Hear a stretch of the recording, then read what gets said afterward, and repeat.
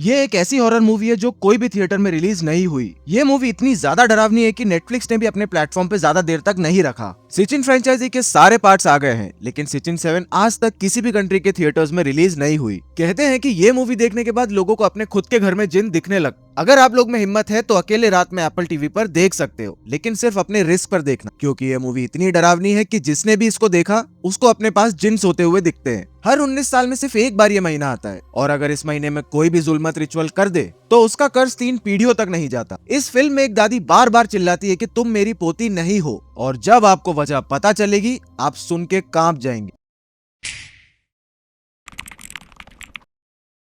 Film की शुरुआत में ब्लैक मून का कंसेप्ट बताया जाता है। ये एक बहुत रेयर एस्ट्रोनॉमिकल इवेंट माना जाता है जो लगभग हर 19 साल में एक बार दिखता है। ब्लैक मून के कई अलग अलग फॉर्म्स होते हैं। कभी एक ही महीने में 2 अमावस्या आ जाती और दूसरी वाले को ब्लैक मून कहा जाता है। कुछ सिचुएशंस में तीसरी अमावस्या को भी इसी नाम से जाना जाता है, लेकिन सबसे अनयूजुअल कंडीशन तब होती है जब पूरे महीने में एक भी अमावस्या न आए। ऐसे महीने को ब्लैक मून मंथ कहा जाता है, जो अक्सर फरवरी के साथ जोड़ा जा सकता है, क्योंकि असल में सबसे छोटा महीना फरवरी ही होता है, और इसी वजह से ये घटना काफी अनकॉमन है। ये मूवी की कहानी इसी महीने के दौरान चलती है। यहाँ हम एक मीरल नाम की एक औरत को देखते हैं जो एक शमन के सामने बैठी होती है। शमन उसे आखिरी बार सोचने का मौका देती है और कहती है कि जिस रिचुअल की वो मांग कर रही है उसके परिणाम बहुत खतरनाक हो सकते हैं। लेकिन मीरल का फैसला पक्का होता है। उसका कहना था कि जिस इंसान ने उसके पति और बेटे की जान ली उसे वो किसी भी कीमत पर सजा दिलवा कर रहेगी। उसके दर्द का बदला उससे भी बड़ा दर्द देकर ही पूरा होगा। शमन उसकी बात मान लेती है और बताती है कि जुल्मत रिचुअल पूरा करने के लिए उसे एक बलि की जरूरत होगी। शमन की बात मानकर मीरल मेहमत नाम के एक अनाथ लड़के को अपने साथ ले आती है। जुल्मत रिचुअल 16 फरवरी की रात को शुरू होता है। मेहमत को बांध के रखा गया होता है और शमन कुछ मंत्र जाप कर रही होती है। उसके आसपास की औरतें काले मास्क पहने खड़ी होती है, जैसे वो अंधेरे की ताकत का प्रतीक हो। जैसे ही रिचुअल अपनी फुल फोर्स पर पहुंचता है, मेहमत के साथ कुछ अजीब चीजें होने लग जाती है। उसी वक्त एक दूसरी जगह पे एक आदमी अपने घर पहुंचता है, एक शॉटगन उठाता है और अपने पूरे परिवार को गोली मारकर मार डालता है। सबको मारने के बाद आखिर में वो खुद की भी जान ले लेता है। अब इससे हम लोग समझ पाते हैं कि ये वही आदमी है जिससे मीरल बदला लेना चाहती थी, और इसी के लिए उसने ये जुल्मत ब्लैक मैजिक करवाया। रिचुअल के बाद शमन मीरल को बताती है कि उसका बदला पूरा हो चुका है, लेकिन अभी भी एक आखिरी चीज करना बाकी है। वो बताती है कि अगली रात मेहमत को जिंदा दफन करना होगा। ये पाप सिर्फ मीरल अकेले को उठाना पड़ेगा। शमन के मुताबिक लड़के का खून अब श्रापित हो चुका है और उसमें डिमोनिक असर घुल चुका है। वो मीरल को एक तावीज भी देती है जो 7 अलग अलग जानवरों की हड्डियों से बना होता है। वो उसे स्ट्रिक्टली कहती है कि लड़के को दफन करते वक्त ये तावीज भी उसके साथ ही जमीन के नीचे जाना चाहिए, और अगर जरा सी भी गलती हुई तो उसका नतीजा बहुत ज्यादा भयानक हो। इसी दौरान हम एक लोहार को देखते हैं जिसका नाम ओरहान होता है। जैसे ही उसे एहसास होता है कि जुल्मत का महीना शुरू हो चुका है, वो परेशान हो जाता है। उसे पता चल जाता है कि कोई ना कोई इस फॉरबिडन रिचुअल को परफॉर्म जरूर करेगा, और इसी से हम लोग को समझ में आ जाता है कि उसे ब्लैक मैजिक और पैरानॉर्मल चीजों का काफी अच्छा एक्सपीरियंस है। अब अगर आप लोगों ने सिचिन फ्रेंचाइजी के पुराने पार्ट्स देखे हैं तो आप इस आदमी को पहचानते होंगे। जी हाँ दोस्तों, ये वही ओरहान है। अगर आप लोगों ने नहीं देखा है तो टेंशन लेने की जरूरत नहीं है।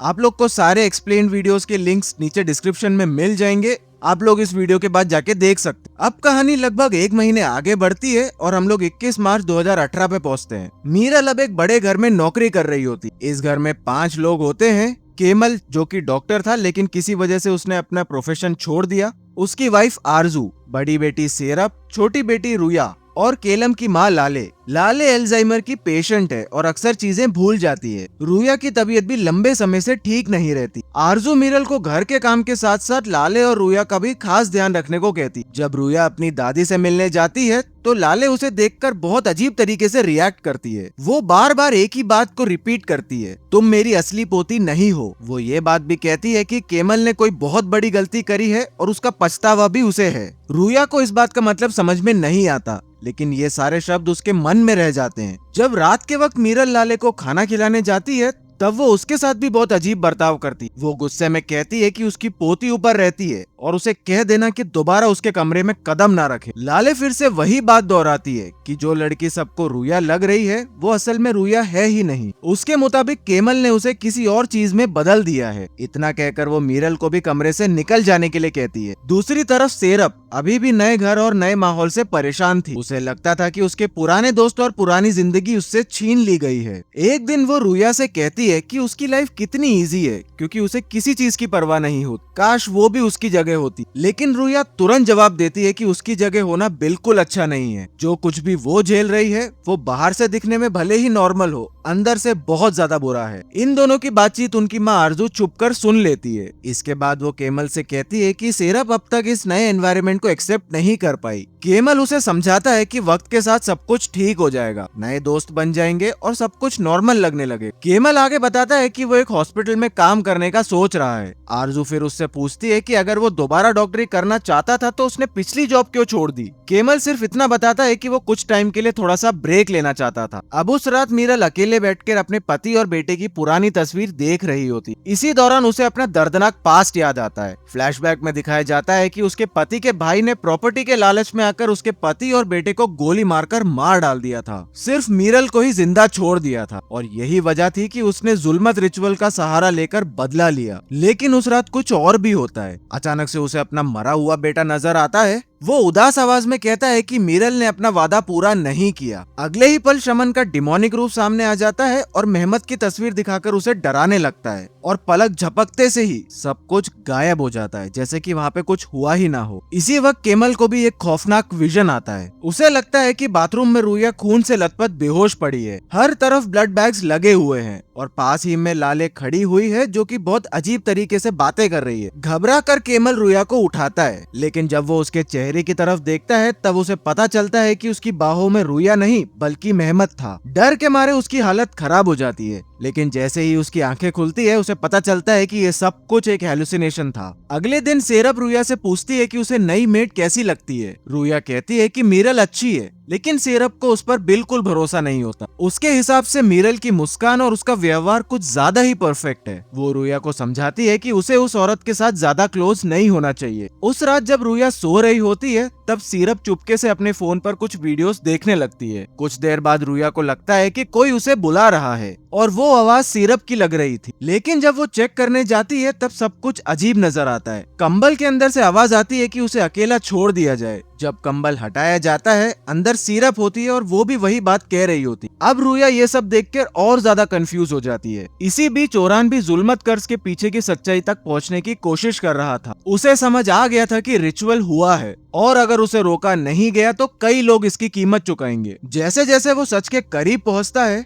उसके कानों में अनजान आवाजें गूंजने लगती जो उसे पीछे हटने की धमकी देते हैं, लेकिन ओरहान रुकने वालों में से नहीं था। अगले दिन रुया अपनी माँ आरजू को धीरे से बताती है कि वो सीरप के कमरे में नहीं रहना चाहती। जब आरजू वजह पूछती है रुया उससे सिर्फ इतना कहती है कि उसे वहाँ पे अजीब महसूस होता है। आरजू सोचती है कि शायद दोनों बहनों के बीच में कोई मामूली झगड़ा हुआ होगा और इस बात को सीरियसली नहीं लेती। और इसी दौरान कहानी में एक काजिम नाम का आदमी एंटर करता है। वो अनाथ बच्चों को कंट्रोल करके उनसे भीख मंगवाता था। वो अपने पार्टनर से बात कर रहा होता है और उसकी बातों से पता चलता है कि कभी मेहमत भी उनके ग्रुप का हिस्सा था। और सबसे बड़ी बात, जिस रात मीरल ने मेहमत को जिंदा दफन करने की कोशिश की थी उसी रात काजिम ने उसे बचा लिया था। इसका मतलब ये है कि वो रिचुअल पूरी तरह से कंप्लीट नहीं हुआ था। काजिम को मीरल और केमल दोनों के बारे में काफी कुछ पता था। केमल का एड्रेस देने के बदले मीरल से वो पैसे तक ले चुका था। अब वो ये जानने की कोशिश कर रहा था कि मीरल असल में केमल के घर तक क्यों पहुंची और इसीलिए वो अपने आदमी को उस पर नजर रखने के लिए कहता है। रुया को जब अलग कमरे में शिफ्ट किया जाता है तब मीरल उससे बात करने आती। रुया कहती है कि उसे सीरप के साथ सोने से डर लगता है। उसके हिसाब से रात को सीरप बदल जाती है और उसे डराती है। मीरल उसे समझाने की कोशिश करती है कि शायद ये सिर्फ बहनों के बीच वाला मजाक हो, लेकिन रुया का मानना था कि सीरप उसे पसंद नहीं करती क्योंकि वो बीमार है। फिर भी रुया मीरल को पसंद करती थी और उसे गले लगा लेती। अब रात के समय सीरप को दिखाया जाता है जो कि सो रही होती है। उसकी नींद अचानक से टूट जाती है और जब वो मुड़कर देखती है तब रुया उसके रूम में खड़ी थी, बिल्कुल खून से सनी हुई। वो उसकी तरफ धीरे धीरे बढ़ रही होती है और अचानक से वो उस पर हमला कर देती। सीरप चीख कर उठ के बैठ जाती है और तब हमको पता चलता है कि ये सिर्फ एक डरावना सपना था। लेकिन सबसे अजीब बात होना अभी भी बाकी था। रुया की आवाज उसे अभी भी सुनाई दे रही थी। वो कह रही थी कि आप मेरे पास आ जाओ, मुझे बहुत ज्यादा डर लग रहा है। सीरप डरी होने के बावजूद भी उसकी आवाज का पीछा करती है और जैसे जैसे वो अंधेरे कमरे के करीब पहुंचती है उसे महसूस होने लगता है कि घर के अंदर कुछ ऐसा मौजूद है जो कि इंसान तो नहीं है। सीरप धीरे धीरे रुया के कमरे की तरफ बढ़ती है और कमरे के अंदर बिल्कुल अंधेरा हुआ होता है। उसे सिर्फ रुया के रोने की आवाज सुनाई दे रही थी। जब वो रूम के अंदर जाकर देखती है तब रुया एक कोने में बैठी रो रही थी। सीरप उसे शांत करने के लिए आगे बढ़ती, लेकिन जैसे ही वो उसके पास पहुंचती है कमरे का दरवाजा जोर से बंद हो जाता है। सीरप घबराकर पीछे मुड़ती है, लेकिन उससे लगता है कि जैसे कमरे का पूरा माहौल ही बदल गया हो। रुया धीरे धीरे खड़ी होती है और उसकी तरफ चलने लगती। उसके हर कदम के साथ उसका रूप और भी ज्यादा डरावना लगने लगता है। सीरप डर के मारे दरवाजा खोलने की कोशिश तो करती है, लेकिन दरवाजा बिल्कुल हिलता तक नहीं। तभी वो अजीब सी शक्ल उसकी तरफ झपट्टा मारती और तभी सीरप की आंखें खुल जाती। वो अभी भी बिस्तर पर ही थी, मतलब ये उसका एक और डरावना सपना था। लेकिन तभी वो नोटिस करती है कि कोई उसके रूम के दरवाजे को जोर जोर से खटखटा रहा है। जब वो दरवाजा खोल के देखती है तब सामने असली रुया खड़ी होती है। रुया बहुत ज्यादा डरी हुई दिखती है। वो कहती है कि उसे अकेले सोने में डर लग रहा है। सीरप बिना कुछ कहे उसे गले लगा लेती। उधर मीरल भी चैन से सो नहीं पा रही थी। हर रात उसके सामने उसके पति और बेटे की मौत के सीन्स आ जाते हैं। कभी रिचुअल के विजुअल्स नजर आते हैं या फिर कभी मेहमत का चेहरा नजर आ जाता है। लेकिन एक रात उसके सपने में एक और चेहरा दिखाई देता है, लाले का, और इस बार वो उसे जिंदा नहीं बल्कि मरी हुई नजर आती। इधर केमल लाले को सोते सोते उठा देता है। वो कहता है कि रुया को बचाने के लिए आपको अपनी जान देनी होगी। लाले कहती है कि ठीक है, मुझे भी मार दो और मेहमत को भी मार दो। केमल कहता है कि आप मेहमत को कैसे जानती? लाले बताती है कि उसे मेहमत ने ही बताया है, वो यहाँ आता जाता रहता है। केमल कहता है कि रुया को बचाने के लिए मुझे आपका खून चाहिए, और ये कहते हुए लाले के फेस पर ब्लड वाली पाइप लपेट देता है। फिर उसे वो सीढ़ियों के ऊपर तक लेके जाता है और वहाँ से धक्का देकर नीचे गिरा देता है। लेकिन दूसरे ही पल केमल देखता है कि ये बस एक बुरा सपना था। लेकिन उसे अपनी मॉम की चिंता तो होने लगती। वो उन्हें देखने जाता है और पाता है कि उसकी मॉम आराम से सो रही होती है। ये देखकर वो अपने रूम में वापस आकर लेट जाता है। लेकिन तभी उसको लाले की चीखने की आवाज सुनाई देती है और वो उसे बुला रही थी। केमल भाग के उसको देखने जाता है। तब वो उससे कहती है कि ये कोई सपना नहीं, मैं सच में जा रही हूँ। केमल देखता है कि उसकी मॉम सीढ़ियों पर खड़ी थी और केमल के मना करते करते ही वो वहाँ से गिर जाती है और मौके पर ही उनकी मौत हो जाती। मतलब कि केमल और मीरल का सपना सच हो गया था। केमल ने स्टार्टिंग वाला पार्ट देखा था और मीरल ने लास्ट वाला। लाले की मौत की बात ये लोग रुया से छुपा लेते हैं। उसे बताया जाता है कि तुम्हारी दादी का एक्सीडेंट हो गया है और वो हॉस्पिटल में है। रुया अपनी मॉम से कहती है कि पहले जब वो छोटी थी तो उसकी दादी उससे बहुत ज्यादा प्यार किया करती और उसके साथ खेला भी करती, लेकिन जब से मैं बीमार हुई और मेरा ट्रीटमेंट स्टार्ट हुआ तब से वो मुझे पसंद नहीं करती। आखिर मुझे समझ में नहीं आता है कि वो बार बार ये बात क्यों कहती है कि डैड ने मुझे किसी और चीज में बदल दिया है। मैं क्यों उनकी पोती नहीं हूँ? इतना सब कुछ सुनने के बाद भी आरजू उसे कुछ भी नहीं बता पाती। इधर हम लोग केमल और काजिम को साथ में देखते हैं। काजिम उसे किसी बात के लिए काफी टाइम से ब्लैकमेल कर रहा था और उससे पैसे भी मांग रहा था। केमल कहता है कि अब उसके पास और पैसे नहीं है, वो सब कुछ दे चुका है। इस बात पर काजिम उसे धमकी देता है कि अगर तुमने मुझे और पैसे नहीं दिए तो मैं पुलिस के पास चला जाऊंगा और तुम्हें जेल करवा दूंगा। जब केमल वापस घर आता है तब खाने की टेबल पर सीरप मोबाइल चला रही होती। वो उसे मोबाइल छोड़कर खाने पे ध्यान देने को कहता है, लेकिन जब सीरप उसकी बात नहीं मानती तो सारा गुस्सा वो सीरप पर निकाल देता है। वो कहता है कि जब देखो फोन पे टक टक टक टक लगी रहती है। वो उसको डांट भी देता है कि अगर तुमको खाना नहीं खाना तो अपने रूम में जाके बैठ जाओ। सीरप कहती है कि ये मेरी गलती नहीं, आपकी गलती है। आप हमें यहाँ पे लेके आए, यहाँ पे मेरा कोई दोस्त नहीं है, मैं कैसे टाइम काटूं? और ऊपर से मुझे इस घर में डरावने सपने आते हैं। ये रुया रात में कल मेरे पास आई थी, कहती है कि उसे डर लग रहा है, मेरे रूम में सोना है। आरजू कहती है कि ये सारी बातें मत करो, रुया डर रही है। सीरप का गुस्सा और ज्यादा चढ़ता जाता है और वो कहती है कि आपको तो बस रुया की पड़ी रहती है, कभी मेरे बारे में सोचा है कि मुझ पर क्या गुजर रही है? इतना ज्यादा कुछ बोलने के बाद वो गुस्सा होके वहाँ से चली जाती। लेकिन यहाँ पे रुया अपने डैड को बताती है कि वो अपनी दीदी के पास नहीं गई थी, सीरप ने झूठ बोला है। दूसरी तरफ हम मीरल को देखते हैं जो कि कुछ सोच रही थी और तभी हमें फ्लैशबैक में दिखाया जाता है कि जब मीरल मेहमत को दफना रही थी उसी वक्त काजिम अपने पार्टनर के साथ वहाँ पे आ गया था और मेहमत को बचा लिया था। दूसरी तरफ हम कामित को देखते हैं जो कि एक बच्चे को डांट रहा था कि आज तुम्हारी कलेक्शन कम क्यों है और उसे रॉड से मारने आता है। लेकिन तभी मेहमत की आत्मा उस बच्चे के अंदर आ जाती है और उस रॉड से उल्टा कामित को ही मार डालता है और कहता है कि अंकल कामित, आखिर आपने मुझे बचाया क्यों था? इधर लाले का भूत रुया को हॉन्ट करता है। वो कहती है कि मैं हॉस्पिटल में नहीं हूँ, तुम्हारे मॉम डैड ने तुमसे झूठ बोला था, मैं मर चुकी हूँ और मैं कब्र में हूँ। और फिर वो आकर रुया के पैर पकड़ लेती है, जिससे रुया जोर से चीखती है और तभी अगले ही पल सब कुछ नॉर्मल हो जाता है। उसकी चीखें सुनकर सब लोग दौड़ के वहाँ पे आते हैं। रुया अपनी मॉम से पूछती है कि क्या दादी हॉस्पिटल से वापस आ गई है। आरजू कहती है कि नहीं, अभी उन्हें कुछ टाइम और वहाँ पे रहना होगा। रुया कहती है कि लेकिन वो तो मेरे पास आई थी, वो कह रही थी कि वो तो मर चुकी है। आरजू कहती है कि बेटा तुमने शायद एक डरावना सपना देखा है, एक काम करो आज तुम मेरे साथ ही सो जाओ। लेकिन रुया कहती है कि मुझे आज मीरल आंटी के साथ सोना है। फिर आरजू मीरल के भरोसे उसे छोड़कर चली जाती। इधर केमल अपने रूम में बैठकर कुछ सोच रहा था और तभी उसे कुछ आवाज सुनाई देती। उन आवाजों का पीछा करते करते वो बेसमेंट में चला जाता है। बेसमेंट में आरजू, सीरप, रुया और मेहमद बैठकर प्रोजेक्टर पर कुछ देख रहे होते और यहाँ पे केमल ने जो गड़बड़ करी थी वो सारी चीजें दिखाई जाती। यहाँ पे हमको पता चलता है कि भले ही काजिम ने मेहमद को मीरल से बचा लिया था, लेकिन फिर बाद में उसे केमल को बेच दिया था। असल में रुया को अनीमिया नाम की बीमारी है। उसकी बॉडी में रेड ब्लड सेल्स कम बनते हैं, इसीलिए समय समय पर उसे फ्रेश ब्लड चढ़ाना होता है। मेहमद का ब्लड ग्रुप और रुया का ब्लड ग्रुप एकदम एग्जैक्ट मैच होता है, इसीलिए केमल इलीगल तरीके से मेहमद का ब्लड रुया को चढ़ा रहा था। लेकिन जोश में आकर उसने एक गड़बड़ कर दी। मेहमद की बॉडी से सारा खून निकाल दिया था, जिससे उसकी मौत हो गई। लेकिन मेहमद का ब्लड तो डीमन का था और श्रापित था, और अब ये ब्लड रुया के अंदर आ गया था। इसीलिए लाली कहती रहती थी कि तुम मेरी पोती नहीं हो, तुम्हारे डैड ने तुम्हें कुछ और बना दिया है। तो असल में रुया के जरिए कर्ज पूरी फैमिली पर ही लग गया था और इसीलिए इन्हें हॉन्ट किया जा रहा था। दूसरी तरफ हमें मीरल की असलियत का भी पता चलता है कि आखिर ये इस घर में क्या करने आई थी। अब क्योंकि मीरल ने उस रिचुअल को कंप्लीट नहीं किया था, इसीलिए कर्ज उसे भी परेशान कर रहा था। शमन ने उसे बताया था कि जब तक तुम ये रिचुअल कंप्लीट नहीं करोगी तब तक ये कर्ज तुम्हें भी परेशान करता रहेगा, समय के साथ और भी बदतर होता जाएगा। वो डीमन ब्लड अब रुया नाम की लड़की के अंदर है, इसीलिए तुम्हें अब उसे ही जिंदा दफनाना होगा इसको कंप्लीट करने के लिए। शमन उसे ये भी बताती है कि तुम्हारे पास जो एम्यूलेट है वो तुम्हें बता देगा कि तुम्हें ये कब करना है। इसके बाद मीरल ने काजिम को पैसे देकर रुया का पता लगाया और इसके घर तक पहुंच गई। मतलब कि काजिम दोनों तरफ से पैसे खा रहा था। वो कहीं कार से जा रहा होता है, तभी रास्ते में अचानक से बहुत सारे बच्चे गाड़ी के सामने आ जाते। इससे पहले कि वो कुछ कर पाता,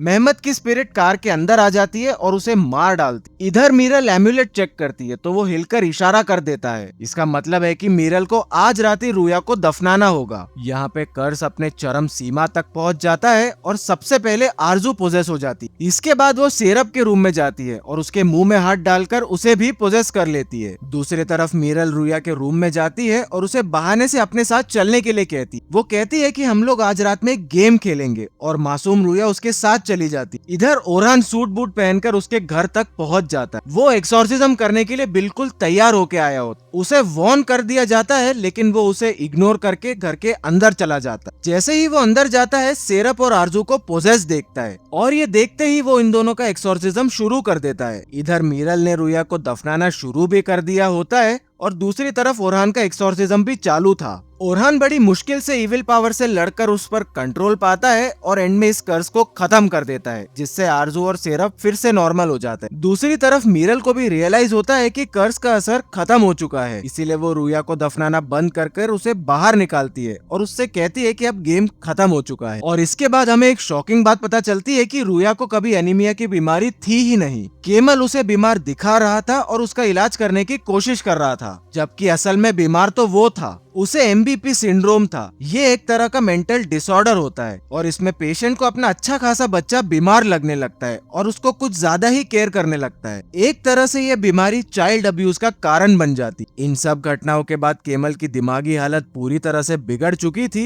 और 6 साल के लिए उसे असाइलम में भेज दिया गया। और ये एक रियल स्टोरी थी जो कि मीरल ने अपने पर्सपेक्टिव से बताई थी। इससे हम लोग को समझ में आ जाता है कि सिचिन 7 एक रियल हॉरर इंसिडेंट से इंस्पायर्ड है और यही दिखाते हुए मूवी यहाँ पे खत्म हो जाती। अब दोस्तों, अगर मैं कुछ थ्योरीज के बारे में बात करूं तो सबसे पहले हमको बात करनी चाहिए लाले के बारे में। लाले को तो सबसे पहले ही सच पता चल गया था क्योंकि उसका अल्जाइमर ही उसकी शील्ड था। लोग लाले की बातों को अल्जाइमर का सिम्टम समझकर इग्नोर कर देते थे, लेकिन अगर ध्यान से देखे तो लाले कभी कंफ्यूज थी ही नहीं। वो हर बार सही बात कह रही थी कि रुया कुछ और बन गई है। इंटरेस्टिंग थ्योरी ये है कि उसका मेंटल डिसऑर्डर ही उसका बचाव था। कर्स और डीमन ब्लड उन लोगों को टारगेट करता है जो पूरी तरह से होश में होते हैं। इसीलिए लाले को सबसे ज्यादा दिखता था, लेकिन सबसे कम खतरा था, जब तक केमल ने खुद उसको रास्ते से हटाने का फैसला नहीं किया। अब अगर काजिम की बात करें तो वो डबल ढोलकी होने का क्लू हमें पहले ही मिल चुका था। जब पहली बार काजिम को दिखाया जाता है तब वो सिर्फ एक क्रिमिनल लगता है जो कि अनाथ बच्चों से भीख मंगवाता था, लेकिन अगर ध्यान से सोचा जाए तो उसी कैरेक्टर ने मेहमत को मीरल से बचाया था और बाद में केमल को ही बेच डाला था। ये सेटअप शुरू से ही हिंट देता है कि फिल्म में कोई भी प्योरली गुड या प्योरली इविल था ही नहीं। हर कैरेक्टर अपने फायदे के लिए काम कर रहा था, जो एमबीपी सिंड्रोम वाले core theme, fake care giving और हिडन मोटिव से डायरेक्टली कनेक्ट होता है। अब दोस्तों, आप लोग को याद होगा कि शमन ने मीरल को एक एम्यूलेट दिया था। वो एम्यूलेट सिर्फ एक प्रॉप नहीं, बल्कि मीरल के अपने कर्स के अंदर के कर्स का सिंबल है। ज्यादातर लोग एम्यूलेट को सिर्फ एक हॉरर मूवी क्लीशे समझते हैं, लेकिन अगर ध्यान से देखें तो ये एम्यूलेट 7 जानवरों की हड्डियों से बना था और ये सिर्फ मीरल को कंट्रोल करता है, उसे प्रोटेक्ट नहीं करता। यानी कि जब तक मीरल रिचुअल कंप्लीट नहीं करती,